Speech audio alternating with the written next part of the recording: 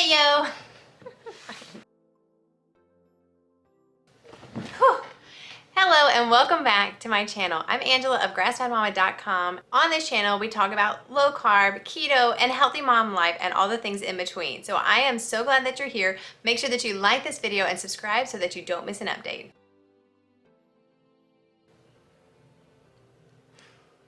Today we are going to be talking about cravings.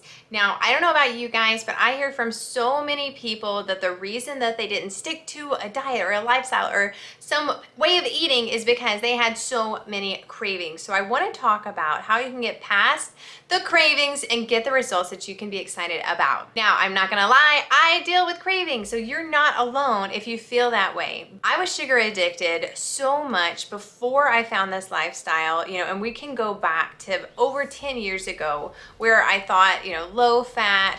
I was still eating a lot of vegetables and a lot of whole grains and things like that, but it was not low carb. It was definitely not keto. And how much of a slave to eating and food I was because I was driven by, I was on that sugar roller coaster and I didn't even know it. And so thankfully, I say that my gestational diabetes was a gift to some extent because thankfully I had gestational diabetes. My midwife was like, listen, you really need to eat low carb at that time. This was 10 years ago. To help stabilize your blood sugar. And I was very resistant to it. I was so upset because I was like, I'm eating so healthy. I don't eat cake. I'm not eating all this stuff. But I didn't realize that inside my body, and whenever I was pregnant, I was even more susceptible to it, but that I was on a sugar roller coaster. I was definitely not a fat burner. And so I was having to eat every 2 to 3 hours. I was getting lightheaded. I was low energy. I wasn't sleeping very well. And there was mood issues and things like that. I definitely would get hangry if I didn't eat constantly, and I struggled bad with cravings. And my number one craving, I would say, was sugary things. Now, I would make them kind of with, try to do like natural sugars and organic things, but it was still sugar. And so if you struggle with cravings, you're not alone, and that's okay to say that you have cravings, but I don't want you to stay there because I don't think a healthy body is ruled by cravings. And so there's some things that we can look at and figure out, like, is there a nutritional deficiency? Obviously, I can't tell you if you have a nutritional deficiency, but I personally took a micronutrient test, and that really helped me see I was actually low in vitamin D, and there's a lot of symptoms and different things that are related to vitamin D and being low in vitamin D, and so that was something that I was like, oh wow, okay, that might be a reason why I feel this way. And this is something I literally just took. So I'll post below in the description the test that I took, but it was a home test and you can test your micronutrients. But that might be something that you want to do, like, and see, are you deficient in something? Magnesium is something. As a teenager, I remember that I was tested for low magnesium, and low magnesium is linked to chocolate cravings. And I'm somebody, I still love chocolate. Chocolate is definitely something that I love. And I do believe that I still struggle with some magnesium deficiency, but I supplement with magnesium. I have magnesium lotion and I eat a lot of dark chocolate. So hopefully I'm keeping that at least in normal limits. And on the micronutrient test, it was in normal limits, but that's something that that you might want to test and see if you're having some nutritional deficiencies. And if you're not, I think it's always good to supplement. I'm a big fan of nutritional supplements, and so making sure that you're getting all of the daily nutrients that you need, especially if you're eating keto or eating anyway, you should make sure that you're taking care of your body from the inside out. Now, with keto, I talked to some people that say that they tried keto, and I shouldn't say tried keto, because let's say that they really did. They were like, I want to do keto, but they didn't last past 2 weeks because they were like, oh, it was too hard. I was dealing with cravings. I was hungry all the time. And there is a little bit of a time period that you need to just suck it up and say, like, maybe I'm not going to feel that great. But I personally was able to get past the keto flu, the bad symptoms, and I'll tell you, I had headaches, muscle cramps. That was really the biggest thing. And then feeling extra hungry where I felt like, now I don't feel that way. I'm past that hump, but it lasted about, it was over within a week, but let's say 3 days that were really bad. And for me, what really helped was electrolytes. And there's a lot about electrolytes. Whenever you reduce your carbs, your body doesn't need as much water to process, because it needs more water to process carbs. And whenever you're reducing your carbs, then it has all this extra water. And so at first you might be losing more water than normal. And with that, you're gonna lose electrolytes. A lot of people, you can just supplement with some extra sea salt. But I personally really felt the difference. Like if I had a headache, if I felt like I was having muscle cramps, I could drink electrolytes and they would really help me within, I feel like an hour. Like I really feel like I was able to avoid the keto flu after the holidays. I had to get back on keto and I didn't have any symptoms at all. Now there's some is where you may be adapting. Once you're fat adapted, I think that you have more flexibility where you can shift back and forth easier.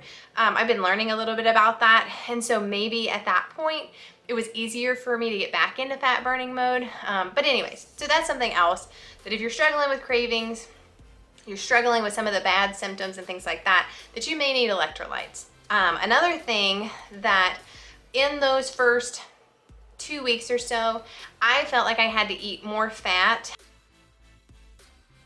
than I do now.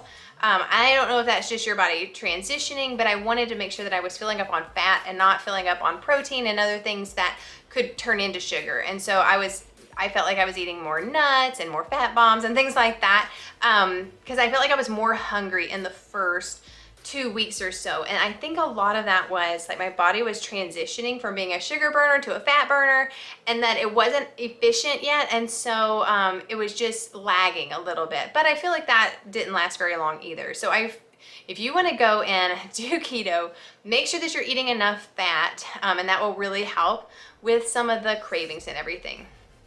And there is a balance. And I feel like I said, I feel like I don't even feel snacky. I don't feel like I need snacks. I don't feel hungry.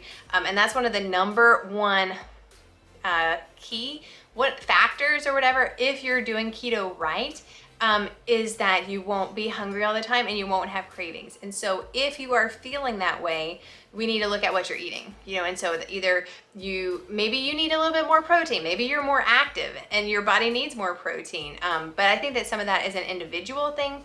And there's macro calculators and things like that you can look at.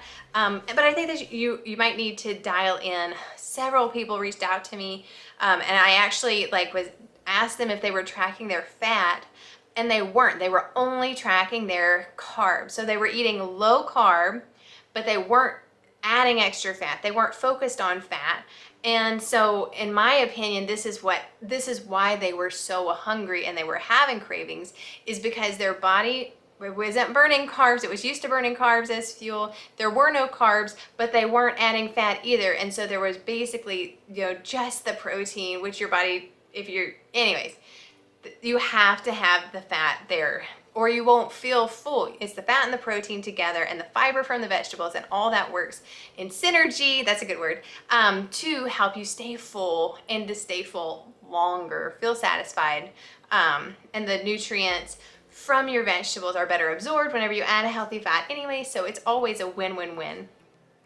So that's the biggest thing that I would say is if you're dealing with cravings, take a look at your micronutrients, make sure that you're not deficient, and then make sure that you're eating the right macronutrients, that's the protein, the fat, and the carbs, and use a calculator to figure out what it is right for you. For me, I usually use an app on my phone. If I'm tracking, I do kind of like a lazy keto, so I track for 1 week, 2 weeks, and really honed in onto what I was eating, and I'm like, okay, I got this. And now I don't know if this video is going to go before or after, but I have been doing intermittent fasting, I call it like a fat fast, because I'm not eating carbs and I'm not eating protein. I'm just eating fat during my fasting window, and I'm not eating a lot. I'm just that's a way for me to fast even longer. And then I'm doing fasted walks. Like I said, it's a modified intermittent fast because I am drinking some heavy whipping cream in my coffee. Not a lot, but a little bit, a splash. And I feel like I am staying full so long. Like I'm eating like one meal a day sometimes. Not every day, but sometimes it's just one meal a day. And then I'm like, wow, I'm not hungry. I'm not feeling lightheaded. I'm feeling good. I'm feeling energized. And I feel like, anyways, it's something that's really been good for me. And like I said, I used to be addicted to, I was just on that sugar roller coaster. So that's huge for me. So I want to hear from you.